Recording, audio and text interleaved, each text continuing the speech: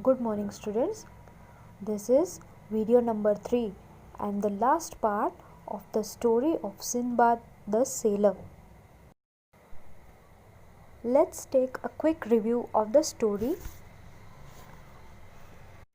Sinbad was on his first voyage and he set sail with a company of merchants on a big ship.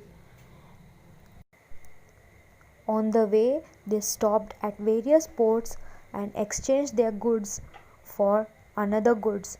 One day, when the ship was sailing across the sea, they saw a small island, and the captain of the ship ordered a halt on that island. All the merchants of the ship were excited. They all rested on the island. But soon they all realized that this island was not an island at all. Instead, they were on the back of a sea monster, and the sea monster was now awake. Rushingly, the captain of the ship ordered the ship to be sailed immediately, and many of them were left behind drowning in water, and some managed to get to the ship. Sinbad was also left behind, and he spent the whole night in water. Next day, he saw an island and he managed to swim to the island. After laying on the sand for some time, Sinbad was hungry, and so he moved inside towards the land. And at this same time, the king's men, that is, the grooms, were on the island with their horses, and they saw Sinbad there. Then they took Sinbad to the king of the island, and after hearing all the story from Sinbad, the king was pleased and he was impressed, and so he asked Sinbad to stay with him and work with him as an officer at the port. Let us see what happens further in the story. Sinbad stayed on the king's island for a few days, trying to learn a lot of things from the people on the island, and in return he would tell them about his stories from the visits that he had made to different cities and ports.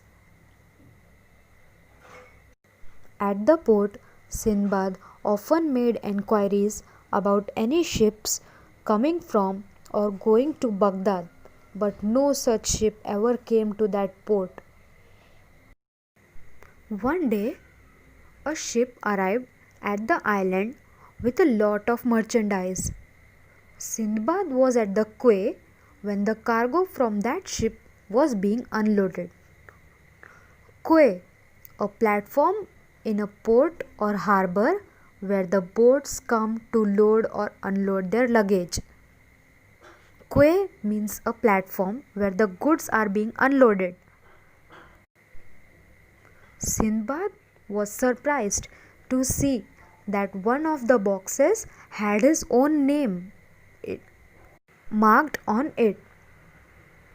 After seeing this, he was eager to see the captain of the ship.